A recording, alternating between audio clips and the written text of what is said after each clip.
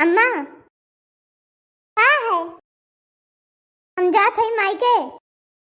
का मायके मायके? 4 दिन में मायके मायके। जब मन कहे तो झोला उठा के चल दिए थी। वो महीना में यकदाई जाए जात है। तुम्हें तो रोजे रोज जाए रहत है। एठू हमरे सबका जवाना रहा। साल साल भर बीत जाए नैहरे का मुंह नहीं देखत रहन। त्योहारे जात रहन और फिर त्योहार बीते फिर चली आवत रहन। हमरे सबके जवाना में नैहरे नहीं क्यों जात रहा। अपने घरे ससुराल में रहा है सब। इतना टाइम नहीं रहत रहा कि जाई नैहरे 11 महीना 12 महीना वहीं रही।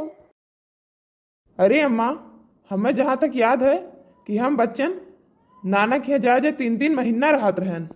पूरी गर्मी की छुट्टी वहीं बिताई थे। घर में थोड़े झगड़ा हुए, अम्मा तुरंत कह दिए चल बेटवा नाना घरे। टोला उठावे और चल दिए, न केहू को बतावे न पूछे। कुल भेद खोल के धई दिए थाइन। ए बहुरिया, हम तो मजाक करते रहन कि का करबू जाए के नैहरे। वो जाए खो तो जाओ।